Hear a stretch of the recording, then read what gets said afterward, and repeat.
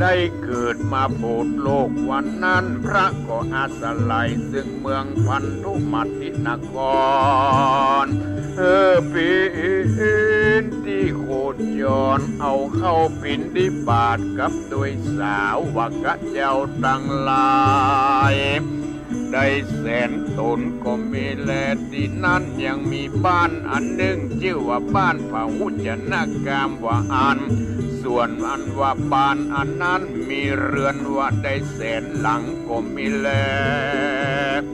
ที่นั่นยังมีเศรษฐีสองผัวเมียได้มาสู่อยู่กินกับกันแต่ยังเมื่อยังหนุ่มแต่เต้าว่ามีลูกสองคนผู้พี่ชื่อว่านางส่วนน้องมีชื่อว่านางอีก็มีแลส่วนว่าเศรษฐีทั้งสองนั้นก็มีใจศรัทธาสละยังเข้าของฮือเป็นตาลไปเป็นเดือนไหนเสี่ยงหมื่นเงินประมาณนับดูปีไหนก็เสี่ยง12,000เงินก็มีแลอันว่าเศรษฐีทั้งสองนั้นเต้าว่าฮือตานไปใจโจนเสี่ยงฝั่งอายุแห่งตนการว่าตายไปนั้นบาปกรรมตั้งหลายอันสองขาได้กระทำมาด้วยตีนด้วยมือด้วยศพด้วยปากได้ด้วยจิตใจแห่งตนนั้นก็ได้ไปเกิดเป็นเหตุอยากเข้าอยากน้ำอยู่ในสุสานปัจจาบ่มีเสื้อผ้าและอาหารเป็นทุกข์ทรมานมากนักก็มีแลมัชชิมยาเมสัมปันติในเมื่อกาละเที่ยงคืนมารอดดังอันเศรษฐีสองผัวเมียอันตายไปเป็นเหตุได้รับความทุกขเวทนาก็มาสู่เรือนแห่งตนมาบอกลูกทั้งสองคือว่านางและนางอีแล้วก็กล่าวว่าดูราลูกรักแก่พ่อทั้งสองขอลูกทั้งสองพากันไปสู่สำนักแห่งพระพุทธเจ้าแล้วถามดูเพื่อได้หูแจ้งทีว่าเหตุใดพ่อแม่ทั้งสองได้ตานก็ปีนอันมากนักบ่ขาดสายแต่เมื่อตายไปป่อยบ่ได้เสวยพละบุญสักน้อยป่อยว่าได้มาเกิดเป็นเหตุอยากเอาอยากน้ำอยู่ในสุสานปัจจาบ่มีเสื้อผ้าและอาหารชั้นนี้จะแม้นดังรือพระพุทธเจ้าโดนประกอบไปโดยทิพจักขุญาณก็แหกลิงหันเตและดินนั้นนางธิดาทั้งสองพี่น้องการวัดได้ฟังคำพ่อแม่แห่งตนมาบอกกล่าวฉันนั้นก็พากันตุกแต่งแปลงยังเข้าดอกไม้คันทะของหอมเครื่องไตรยตานแล้วจวนกันเข้าไปสู่สำนักพระพุทธเจ้าในวิหารแล้วก็ไหว้ด้วยติดเต้า5 แห่งแล้วก็กล่าวว่าพันเตภควาโลกนาโถข้าแด่พระพุทธเจ้าข้าทั้งสองขอถามว่าพ่อแม่แห่งข้าทั้งสองได้กระทำบุญทานไปเสียงวันเข้าของไปมากหลับเสียงอายุแห่งตนได้จุติตายไปสู่ปลาลุกไปนาส่วนเพื่อข้าก็ได้จุติตายไปส่วนเพื่อข้าก็ได้ขุดเอาเข้าของพ่อแม่ที่ตายละไว้มาจุกมาจ่ายเป็นทานไปหาพ่อแม่บัดนี้พ่อและแม่ทั้งสองก็ยังบ่ได้เสวยบุญอันใดยังได้รับความทุกขเวทนาจากเป็นด้วยกรรมวิบากอันใดจะข อสัพพัญญูพระพุทธเจ้าจุงเมตตาเทศนาฮือแจ้งแก่ผู้ข้าเด็ดเตออาทาโขภาควาในกาลเมื่อนั้นพระพุทธเจ้าก็เทศนายังธรรมมหามุลนิพพานสูตรดวงพระเสดอันนี้ก็สวดเป็นคาถาวาสีลังลักขิตโตสักกาติโสปานังดังนี้เป็นต้นก็มีแลอันว่าศีลนี้เตียนยอมเป็นมูลละแห่งนิพพานกันว่ารักษาศีลได้ก็จักได้ไปรอดไปนิพพานตีนะวุตตังหิตดังอันปอและแม่แห่งนางตั้งสองนี้เมื่อปัตมาวัยยังหนุ่มก็จักรักษาศีลบ่ได้เหตุว่าโก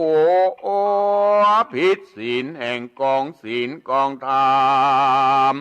ก็ลวดบ่ได้รักษาศีลเตื้ออันแลประการหนึ่งก็บ่รักษากายกรรมวจีกรรมและมโนกรรมก็ได้กระทำปาณาติบาตคือว่าได้ฆ่านกเกี่ยวน้อยเอาเลือดนกมาผสมยา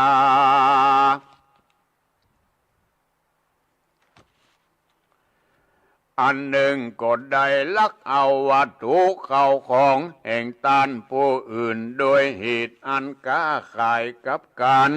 คือได้กุดเอาด้วยตาจังตาย้อยนั่นแหละประการหนึ่งพ่อแม่แห่งสูเขือก็ได้ลักเอาเส้นไฟแห่งผู้ค้าขายโดยการประการหนึ่งก็ได้มัวเมากับด้วยใจผู้อื่นด้วยกามตัณหาเหตุว่าสองผัวเมียเป็นคนบ่มีศีลบ่มีธรรมกับตัวสักหน่อยเต้าว่าฮื้อตานไปอย่างเดียวใจถ้าลาบเสี่ยงอายุแห่งสองขาการว่าตายไปก็ได้ไปเป็นเพศอยู่ในสุสานปัจจาพี่ดิบดูรานางตั้งสองเฮย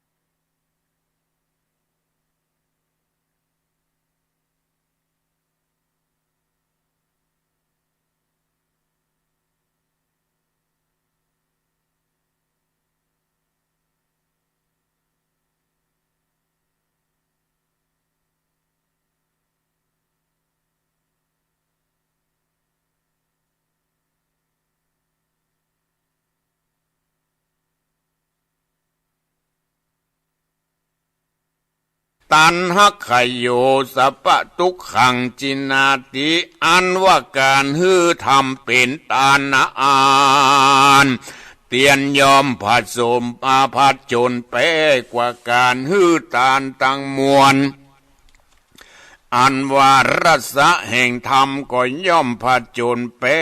กว่ารสะอันร้ายอันดีตั้งมวลจะแลการอันยินดีซึ่งพระธรรมนั้นก็ย่อมผจญแป้กว่าอันยินดีตั้งมวลการเสี่ยงไปแห่งตัณหามีกามตัณหาเป็นต้นก็ยังเป็นเหตุแป้ยังสัพพทุกข์ทั้งหลายตั้งมวลจะแลดูรานางตั้งสองแม่นว่าลูกตั้งสองมักใครฮือพ่อและแม่ตั้งสองอันตายไปเป็นเพศเป็นผีฮือได้ปูนจากทุกข์ก็จุงฮือตานทำเตอเหตุว่าโอปัญญิกะธรรมหากเป็นธรรมนำสาธเข้าสู่นิพพานแม้นว่าพระพุทธเจ้าทั้งหลายอันล่วงพ้นไปแล้วมากกว่าเม็ดหินเม็ดทรายในน้ำมหาสมุทรก็เต้าว่ามีธรรมบังเกิดในใจมีศีลมีธรรมเป็นอันมั่นคงแล้วก็จริงจักได้ทรัตพยาสัพพัญญูจุตนจุองเหตุนั้นนางทั้งสองจงฮือธรรมะเป็นตานพระพุทธเจ้าจื่อวิปัสสิก็กล่าวแก่ลูกเศรษฐีทั้งสองก็มีวันนั้นแลการว่านางทั้งสองได้ยินพระพุทธเจ้ากล่าวฉันนี้แล้วก็จมชื่นยินดีมากนักแล้วก็ไหว้สาถามพระพุทธเจ้าว่าลำดับธรรมปิฎกะทั้งสามนั้นจักเป็นธรรมอันใดจ้าอ่านจักนำตนพ่อแม่แห่งผู้ขาดได้พ้นจากอ่านเป็นเพศเป็นผีอ่านทะภาควาวิปัสสิ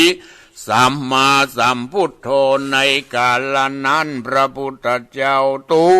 นวิปัสสิมักให้ลำงับเสียยังบาปแก่โลกตั้งมวลมักให้ฮือสัตว์โลกได้ยังที่ปึงอันผเสริฐเป็นประโยชนะต่อเต้ารอดนิพพานดังอ่านพระก็ไขคาอุบแก้วแสดงเทศนาวาดุรานางตั้งสองศาสนาพัตถากตานี้ก็เต้าว่ามีศีลสิ่งเดียวเป็นเก้าเป็นประธานธรรมปิฎกะทั้งสามก็มีสรณคมแต่แลทำอันใดอันยิ่งไปกว่าศีลก็หาบ่ได้เหตุนั้นนางจุงจะสร้างธรรมมหามุลานิปานสูตรดวงพระเสริฐนี้เป็นตานกำจูศาสนาพัตถากตะเตอเหตุอันว่าพ่อและแม่แห่งนางทั้งสองก็จักได้พ้นจากอันเป็นเปตวิสัยจะเล่นนาพระพุทธเจ้ากล่าวเป็นคาถาว่าพลังวรังอันว่าปุกละผู้ใดและมีใจศรัทธาได้ฮื้อตานหลายประการคือว่าตัดหัวเป็นตานก็ดีฮื้อจินฮื้อเลือดเป็นตานก็ดีฮื้อลูกเมียเป็นตานก็ดีฮื้อจ้างม้าเป็นตานก็ดีฮื้อฆ่าคนเป็นตานก็ดีฮื้อผ้าสบงจีวรเป็นตานก็ดีฮื้อเสนาสนะกิลนาปัจจัยเป็นตานก็ดีเอาฆ่าคนตันไปบวชก็ดีก็มีพละอานิสงส์กว้างขวางมากนักจะแลก็ยังว่าบ่เต้าส่วนเสี้ยวอันได้ฮื้อธรรมะมหามูลเป็นตานเป็นตานเตือนแลก็ด้วยตีจะพละอานิสงส์แห่งธรรมมหามุลนิพพานสูตรอันนี้จะแลจากปีดังหรือจ่ายมมาบานตั้งหลายฝูงมีกำลังมีฤทธิ อันดับยังเปี่ยวไฟนรกและต้นงิ้วต้นตองตั้งหลายฝูงนั้นจะแลบังเกิดอย่างติปปะสัมปติอันประกอบไปด้วยเครื่องติปปะตั้งหลายตั้งมวลจะแลอาทะในกาลนั้นนางทั้งสองกันได้ยินพระพุทธเจ้าเทศนายังทำมหามุลนิพพานสูตรดวงประเสริฐอันนี้ก็มีปีติยินดีฉลาบตนตัวก็พุทธลุกขึ้นแล้วตาลาเต้าสยบคิงไปก็มีแลกันว่าได้สติปิกคืนมาแล้วก็เป็นไปยังเสียงสาธุการในสำนักหมู่ปริษัททั้งสี่ก็มีแล้วนางทั้งสองก็ไหวนบคบยำแล้วก็กลับปิกคืนไปสู่เรือนแห่งตนก็คงควายหาวัตถุไตรยทานอันตนได้มาโดยชอบแล้วก็เข้าไปหาบัณฑิตนักปราชญ์ผู้ฉลาดแต้มเขียนยังทำมหามุลนิพพานสูตรกันว่าบัวรมวลเสร็จเรียบร้อยแล้วก็เอาวัตถุไตรยทานไปปูจาเอามาไว้เป็นของตานึกเก็บพ่อแม่แห่งตนก็ไม่แลกึดว่าในพุ่งเมื่อเจ้าจริงจักเมื่อถวายตานว่าอันก็เต้าว่าคันนิงกึดใจอยู่ฉะนั้นตัดสมิงคะเนในขณะนางตั้งสองอันเป็นลูกเศรษฐีกึดต้องตกแต่งดาตานฉะนั้นก็ด้วยตีจะบุญกุศลแห่งธรรมมหามุลนิพพานสูตรก็ได้นำเอาเศรษฐีตั้งสองผัวเมียอันตายไปเป็นเพศเป็นผีนั้นก็ได้กลับกายไปเกิดเป็นเทวบุตรเทวดาสาวสัมปติในจันฟ้าตาวติงสาในกาลนั้นเศรษฐีทั้งสองอันกับกายเป็นเทวบุตรเทวดาอยู่ในจันฟ้าก็มีความยินดีมีใจมักใครมาบอกลูกทั้งสองได้หูดังอันก็ลงมาจากวิมานคำมาสู่ยังที่อยู่แห่งลูกรักทั้งสองแล้วก็กล่าวว่าดูราลูกรักทั้งสองบัดนี้พ่อแม่ได้พ้นจากอันเป็นเพศเป็นผีแล้วได้เมื่อเกิดเป็นเทวบุตรเทวดาสาวสัมปติทิพในจันฟ้าตาวติงสาบัดนี้ลูกทั้งสองจงอยู่ด้วยสวัสดีมีอายุมั่นยืนยาวอย่าได้พมาทลาสาในตานะศีลภาวนากันบอกกล่าวแก่ลูกทั้งสองแล้วพ่อแม่ก็กลับคืนไปสู่วิมานคำในจันฟ้าอันเป็นที่อยู่แห่งตนก็ไม่แลส่วนว่านางทั้งสองพี่น้องเมื่อได้ยินพ่อแม่มาบอกแก่ตนฉะนั้นก็มีปีติยินดีมากนักการรอดบรรลุรุ่งเจ้านางทั้งสองอันเป็นลูกก็ตกแต่งดาเข้าน้ำโภชนะอาหารกับเครื่องไตรยทานบัวระมวลบ่อเครื่องบริโภคตั้งมวลพร้อมด้วยธรรมมหามุลนิพพานสูตรแล้วเข้าไปสู่วิหารไว้นบกบยำพระพุทธเจ้ากล่าวแล้วกล่าวว่าพันเตภะคะวาคาเดพระพุทธเจ้าบัดนี้พ่อแม่แห่งผู้ฆ่าทั้งสองก็ได้พ้นจากอันเป็นเพศแล้วและว่าอันแล้วก็ยกเอาวัตถุไตรยทานต่างหลายต่างมวลพร้อมโดยธรรมมหามุรานิพพานสูตร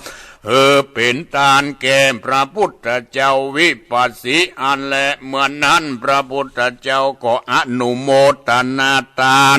ซึ่งทานแห่งนางทั้งสองด้วยคำว่าเอวังโหนตุดังนี้ว่าดูรานางทั้งสอง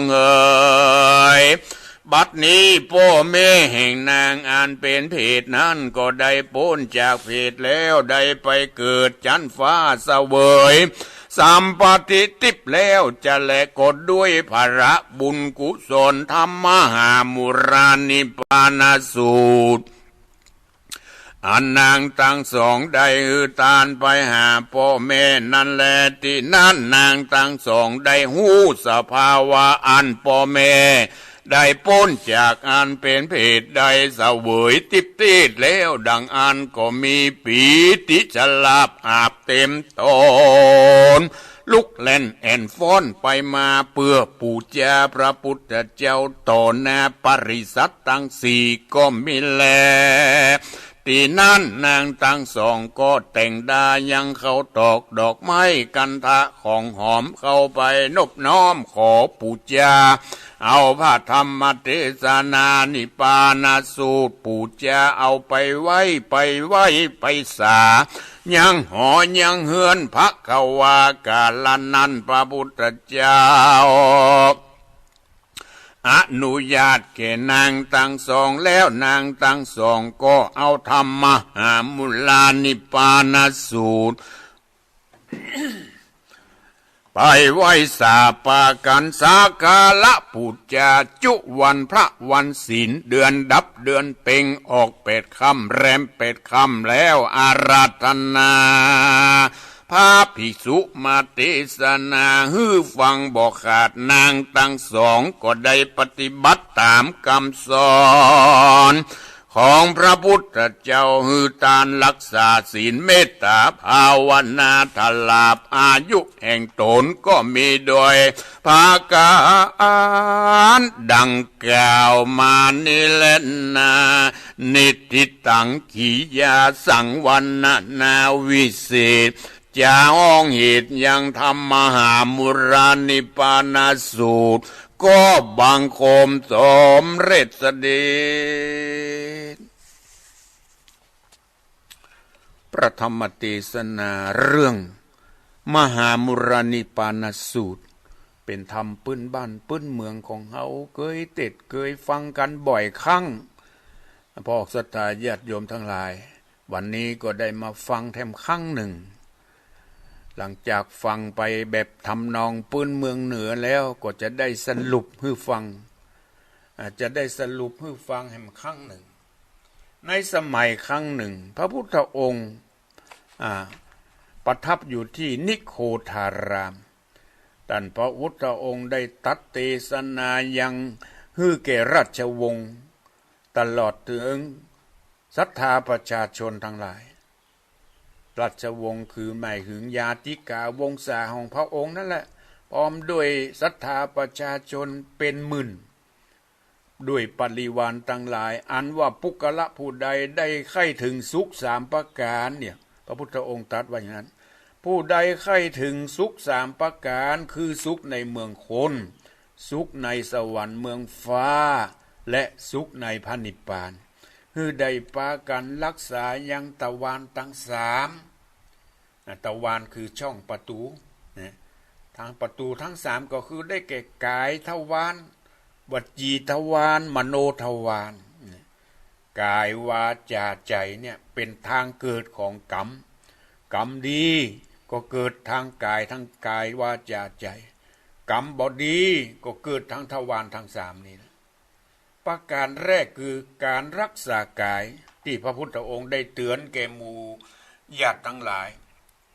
ตลอดถึงศรัทธาประชาชนว่ารักษาทวารทั้ง3เนอะคือกายทวารกายเนี่ยเช่นการรักษาเช่นบ่ฆ่าสัตว์บ่ทรมานสัตว์บ่ลักทรัพย์เอาของคนอื่นข้อที่2บ่ลักทรัพย์คนอื่นบ่ถือโอกาสเอาของคนอื่นมาเป็นของตนประการที่3บ่ประพฤติผิดในกามบ่ประพฤติผิดลูกผิดเมียคนอื่นอย่างนี้เป็นต้นคือการรักษากายมี3 ประการคือบ่ฆ่าสัตว์บ่ลักทรัพย์บ่ประพฤติผิดในกามส่วนวจีทวารคือกรรมอู้กรรมปากกรรมจานี่แหละ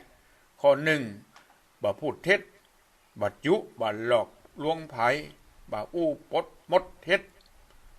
ประการที่สองบ่สนซ้อบ่ซ้อเสียดบ่สนซ้อบ่ยุแย่ยุยงให้คนอื่นผิดเถียงกันบ่นำเอาเรื่องตั้งเหนือไปเล่าตั้งใต้บ่เอาเรื่องตั้งใต้ไปเล่าตั้งเหนืออย่างนี้เพื่อยุยงให้คนอื่นแตกร้าวแตกความสามัคคีกันอย่างนี้แล้วเรียกว่าใจกรรมอู้กรรมจาที่บ่เป็นมงคลฮือเว้นกรรมสนกรรมส่อประการที่สามบ่อู้กรรมหยาบกรรมคายกรรมแจ่งกรรมด่ากรรมสินนินทากรรมจังแจ่งกรรมด่ากรรมซบประมาทต่างๆกรรมหยาบกรรมคายเหล่านี้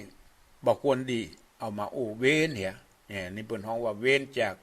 วจีทวารข้อที่สามข้อที่สี่บ่อู้เกินนักล้ำไปถ้าอู้เกินนักล้ำไปคนอื่นก็รำคาญเปิ้นฮ้องว่าพูดเพ้อเจ้อตามหลักเปิ้นว่าพูดเพ้อเจ้ออู้เป็นชั่วโมงจับใจความบ่ได้เสียเวลานี่ก็ถือว่าเป็นวจีกรรมอันหนึ่งฮือเว้นอู้แต่พอดีพองามอู้ฮือเปิ้นเข้าใจแล้วก็ดีละอย่างนี้เป็นต้นอันนี้เปิ้นฮ้องว่ารักษาวจีทวารส่วนมโนทวารล่ะมโนหมายถึงจิตใจกรรมมโนทวารคือได้แก่จิตใจแบ่งออกเป็นสามประเภทคือหนึ่งเว้นจากความโลภ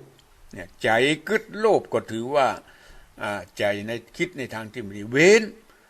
ว้นจากความโลภเว้นจากความพยาบาทปองร้ายคิดร้ายต่อคนอื่นคิดว่าจะฆ่าจะทำร้ายคนอื่นบ่คิดเว้นจากการพยาบาทปองร้าย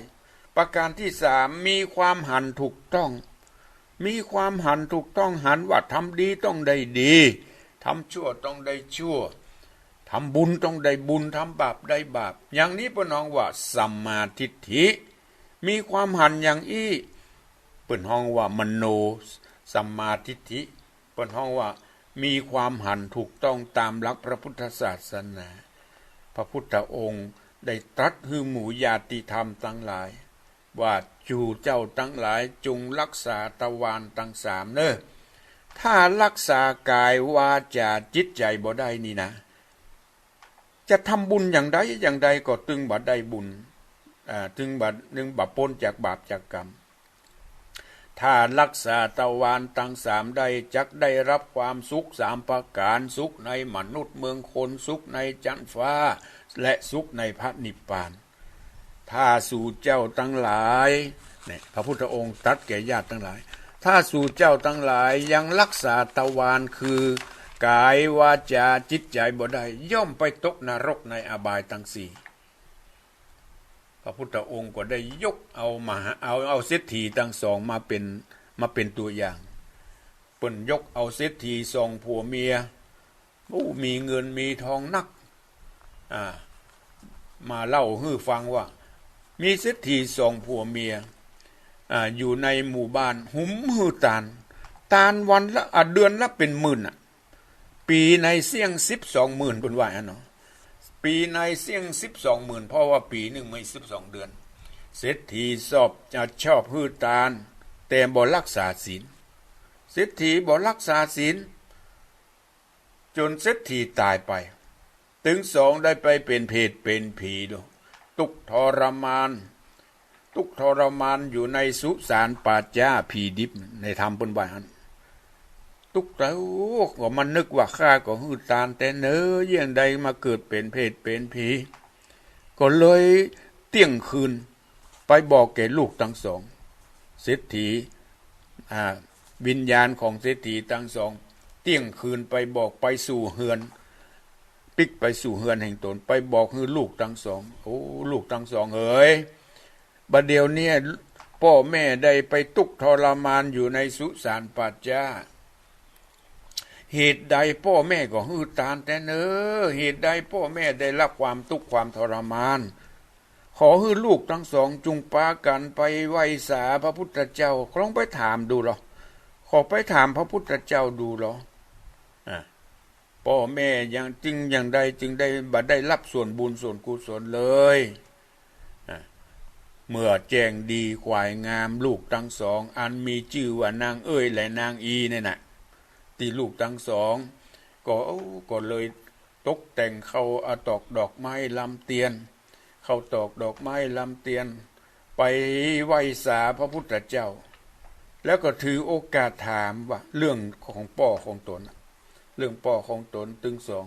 นางเอ้ยนางอีกาบในธรรมเพิ่นบอกไว้อันเนาะนางเอ้ยนางอีกาบติเต้าห้าแห่งติเต้าห้าแห่งหมายถึงอย่างปอกสตาญาติโยมทั้งหลายหมายถึงกาบด้วยเบญจังคประดิษฐ์เบญจังคประดิษฐ์ก็หมายถึงการกราบโดยถ้าเป็นป้อใจก็เข่าทั้งสองฝ่ามือทั้งสองและหน้าผากหนึ่งจะต้องแตะกับพื้นเปิดห้องว่าเบญจังคประดิษฐ์ถ้าเป็นแม่ยิงก็นั่งพับเพียบนั่งพับเพียบขาทั้งสองฝ่ามือทั้งสองรวมเป็นสี่หน้าผากหนึ่งจะต้องแตะกับพื้นนี่เป็นห้องว่ากราบพร้อมโดยองค์ห้าเบญจังคประดิษฐ์ในธรรมเพิ่นบอกว่าติเต้าห้าแห่งได้ถือโอกาสถามพระพุทธองค์ว่าพระพุทธองค์หู้ด้วยญาณพระพุทธองค์หู้ด้วยญาณด้วยวิบากกรรมของพ่อแม่เพิ่นก็ว่าสู่เจ้าทั้งสองพ่อแม่ของเจ้านั้นน่ะยามเมื่ออยู่มังโคนบ่ได้รักษาทวารทั้งสามบ่ได้รักษาทวารคือกายทวารวจีทวารมโนทวารคือพ่อของท่านเนี่ยได้ทำปาณาติบาตได้ฆ่านกเอาเลือดนกมาผสมยานี่ได้ถือว่าได้ผิดศีลข้อที่หนึ่งข้อที่สองพ่อแม่สู่เจ้าเนี่ยในคณะที่ค้าขายด้วยกันเอาเข้าของลักซ่อนที่ไปค้าขายด้วยกันด้วยเจ้าหมู่โกงตาจ้างตาย่อยแก่ลูกค้าตัวประการที่สามพ่อแม่สู่เจ้าเนี่ยยังหนุ่มยังน้อยได้พิษลูกพิษเมียคนอื่นด้วยเหตุที่พ่อแม่และขาดศีลขาดธรรมจึงได้ไปเกิดเป็นเพศเป็นผีถึงจะหื้อตาลแล้วก็ตามนางเอ้ยและนางอีสองคนอันเป็นลูกจริงได้ทลัดถามพระพุทธเจ้าว่าเฮาจะแย่งใดดีเมื่อพ่อแม่เป็นอย่างอีนางตังพระพุทธองค์พระวิปัสสีได้ตัดตอบแก่นางเอ้ยนางอีว่าดูลานางทั้งสองเมื่อนางใครฮือพ่อแม่พ้นจากอันทุกเป็นเพศเป็นผีดังอันขอฮือสู่เจ้าทั้งสองได้ปฏิบัติตนฮือดีในทวารทั้งสามคือกายทวารวจีทวารมโนทวารคือรักษากายวาจาจิตใจและก็มีการฮื้อตานอุทิศส่วนบุญส่วนกุศลไปฮื้อแก่พ่อแก่แม่ของตนบ่เต้าแต่นั้นฮื้อเมื่อสู่รักษากายวาจาจิตใจได้ทำบุญอย่างอี้แล้วก็ได้นำเอาพระธรรมเทศนามหามูลานิปานสูตรมาฮื้อเป็นทานแล้วอุทิศส่วนบุญส่วนกุศลไปฮื้อแก่พ่อแก่แม่เมื่อนางได้ฟังพระพุทธเจ้าได้ตัดเทศนานางก็ดีอกดีใจมีหนทางที่จะทำให้พ่อแม่พ้นจากอันเป็นเพศเป็นผีนางก็ดีอกดีใจไปหานักปราชญ์ผู้หู้ผู้ฉลาดจ้างเพิ่นเขียนทำมหามูลานิปานสูตรเมื่อเสร็จเรียบร้อยนางพร้อมด้วยสองพี่น้องตกแต่งดาได้ทำมาแล้วพร้อมกึดใจว่าวันพุกจะนำเอาพระธรรมเทศนามหามูลานิปานสูตรพร้อมได้เครื่องไตรยทานภิกขหารตั้งหลายมวลฝูงนี้ไปฮื้อตานในวันพุกนี้ด้วยอานิสงส์ผลบุญกุศลที่นางกำลังกึดดากินดาตานอยู่นั่นพวกศรัทธาญาติโยมทั้งหลายผลบุญผลกุศลไปบังเกิดแก่พ่อแม่ทั้งสองได้กลับกลายเป็นเทวบุตรเทวดาในขณะที่กำลังกึดดำดากินดาตานอยู่นั่นพวกศรัทธาญาติโยมทั้งหลายผลบุญผลกุศลไปเสวยถึงแก่เศรษฐีทั้งสองได้กลับกลายเป็นเทวบุตรเทวดาไปเกิดในสวงสวรรค์โดยอานิสงส์ผลทานที่นางกำลังกึดโดยแรงศรัทธา แรงศรัทธาที่ลูกทั้งสองด้วยความตั้งอกตั้งใจเจตนาอันแรงกล้าในคืนนั้นพ่อแม่ทั้งสองดีอกดีใจที่ได้ไปเกิดเป็นเทพบุตรเทวดามาบอกแก่ลูกทั้งสองว่าบัดเดี๋ยวนี้พ่อแม่ได้พ้นทุกข์แล้วเนอะได้ไปเกิดเป็นเทพบุตรเทวดาขอลูกทั้งสองขอขอบคุณเนอะลูกทั้งสองได้ทำบุญฮือทานขอให้ลูกทั้งสองจงอยู่ดีมีสุขเนอะสู่เจ้าทั้งหลายอย่าได้ขาดการฮือทานรักษาศีลเมตตาภาวนาเนอะสู่เลอพ่อแม่ได้ปันป้อนให้แก่ลูกทั้งสองแล้วพ่อแม่ทั้งสองก็ปิกไปสู่วิมานเบื้องบนต่อไปพ่อศรัทธาญาติโยมทั้งหลายเหตุนี้เฮาทั้งหลายจงได้ปากันฮือทานบรรจัยฮือทานบ่ได้ต้องพากันรักษาศีลต้องการมีการเจริญภาวนาอย่างในธรรมเทศนาบอกว่าแม้นจะฮือทานเท่าใดก็ตามแต่ยังบ่เป็นบุญเป็นกุศลเต็มไม่เต็มหน่วยหลังจากได้ฮือทานแล้วต้องรักษาศีลต้องรักษาจิตใจอย่างที่ปนบอกว่ารักษากายทวารบ่ฆ่าสัตว์บ่ลักทรัพย์บ่ประพฤติผิดในกามรักษาวจีทวารบ่พูดเท็จบ่พูดส่อเสียดบ่พูดคำหยาบบ่พูดเพ้อเจ้อรักษามโนทวารบ่โลภของเขาบ่คิดร้ายบ่พยาบาทปองร้ายไผบ่หันชอบตามทำนองของธรรมหันถูกต้องตามหลักพระพุทธศาสนาอย่างนี้เพิ่นฮ้องว่ามีการรักษากายทวารวจีทวารมโนทวารเป็นบุญเป็นกุศลถูกต้องจะทำให้ท่านทั้งหลายได้ถึงความสุขในมนุษย์ในเมืองฟ้ามนุษย์ในเมืองฟ้าและพระนิพพานอย่างแน่นอนพวกศรัทธาญาติโยมทั้งหลายอาตมาได้เทศนามาพอสมควรแก่เวลาก็ขอยุติในการเทศนาธรรมมหามุลานิพพานสูตรไว้เพียงแค่นี้เจริญพรพระเจ้าท่านพระครูเจ้าโทรมาจากไหนโทรมาจากบ้านบวกประหารบนนครที่อำเภอประชางเจ้าแม่ไข่แก้ววงคำเจ้าฟังชัดเจนดีเนาะชัดเจนดีเจ้าฟังอยู่เลยเจ้าโทรมากำลังใจเจ้าท่านพระครูเจริญพรแม่ไข่แก้วบกก5ขอบคุณเด้อเจ้าเป็นเจ้าสาธุใครที่จะโทรมา0812898992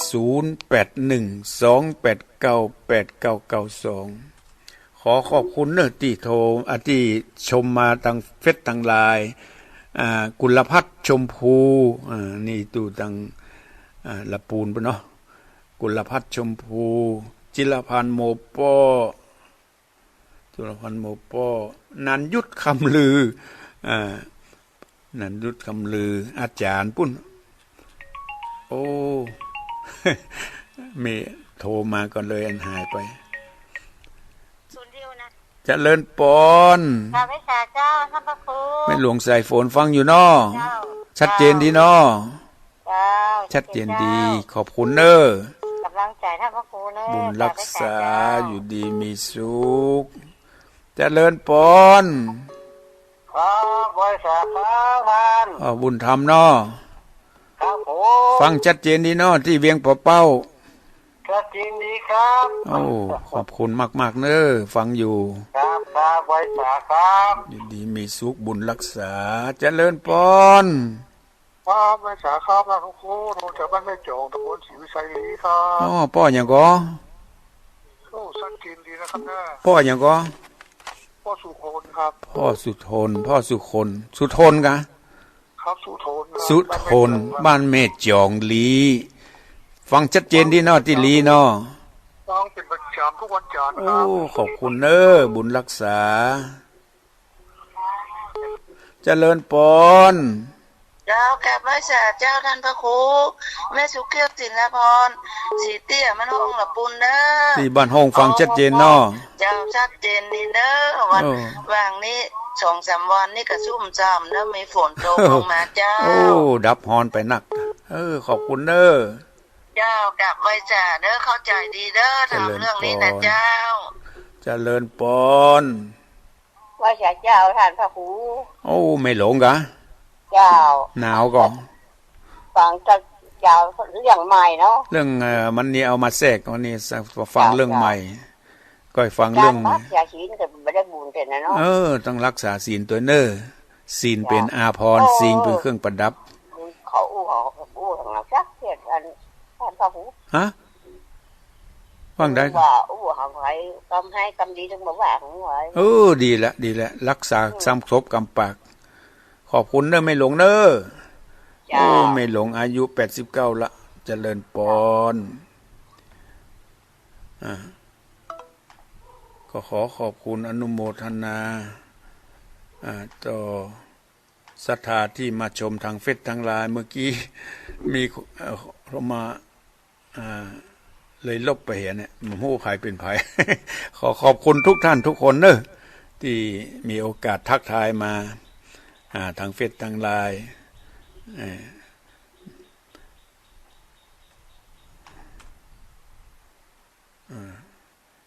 ใครที่จะโทรมามาจะโทรมาที่0812898992เนอะใครที่จะโทรมามาจะโทรมา0812898992ยังเหลือเวลาสัก 3-4 นาทีเจริญปนกราบไหว้สาท่านพระครูเจ้าอันนี้เสียงนี้มาจากลำปางนี่เนาะเจ้าแม่สิกุลแม่สิกุลตันทุละตำบลมันเป้าอำเภอเมียงจังหวัดลำปางเจ้าเสียงใสดีมาจากลำปางฟังที่ลำปางฟังชัดเจนดีเนาะชัดเจนดีเจ้าฝนกระตกเจ้าฝนกระตกฟังก็ฟังตัวเนาะขอบคุณเนอะใจตุลุงเนี่ยขอบคุณเนอะบุญรักษาอยู่ดีมีสุขฟังแล้วได้สาระเป็นข้อเตือนสตินำไปพินิจพิจารณา